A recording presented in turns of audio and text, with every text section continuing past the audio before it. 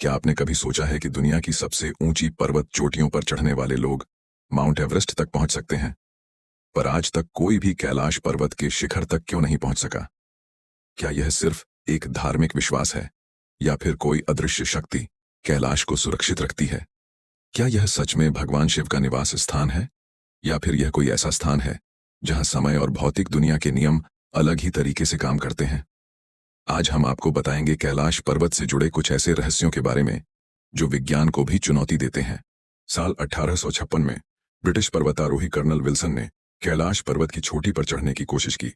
पहले 2 दिन सब ठीक था, पर जैसे ही उन्होंने ऊंचाई बढ़ानी शुरू की, एक अजीब बात हुई। हर कदम जो वो आगे बढ़ाते, कोई अदृश्य शक्ति उन्हें पीछे खींच रही थी। अचानक मौसम बदल गया, काले बादल घिर आए और बर्फीला तूफान शुरू हो गया।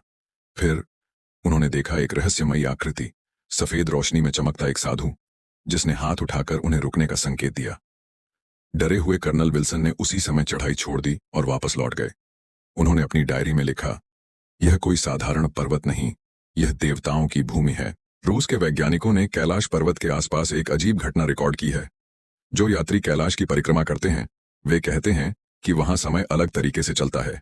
सिर्फ 12 घंटे में उनके बाल और नाखून हफ्तों के बराबर बढ़ जाते हैं। लेकिन यह कैसे संभव है? क्या कैलाश पर्वत समय और स्थान का एक ऐसा केंद्र है जहां भौतिकी के नियम अलग काम करते हैं? हिंदू ग्रंथों में कैलाश पर्वत को शिव का निवास कहा गया है, लेकिन क्या आप जानते हैं कि राक्षस राजा रावण ने इस पर्वत को उठाने की कोशिश की थी?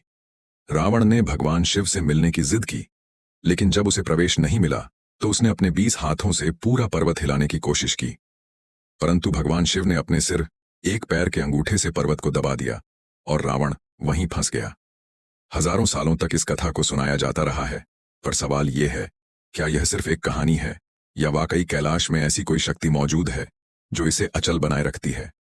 इतिहास गवाह है कि कोई भी कैलाश पर्वत की चोटी पर नहीं चढ़ सका। क्या यह केवल आस्था का विषय है, या फिर वास्तव में कैलाश के शिखर पर कोई ऐसी शक्ति है जो मनुष्यों को वहां पहुंचने नहीं देती?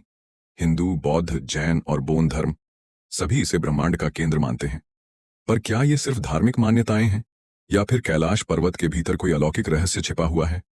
अगर कोई इंसान कैलाश पर चढ़ने में सफल हो जाए, तो क्या वह वापस आ पाएगा, या फिर वह किसी और ही आयाम में चला जाएगा जहां समय और स्थान अलग तरीके से काम करते हैं?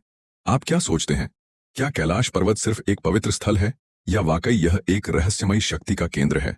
अपनी राय हमें कमेंट सेक्शन में जरूर बताएं, और इस रहस्यमयी यात्रा को औरों तक पहुंचाने के लिए वीडियो को लाइक और शेयर करें।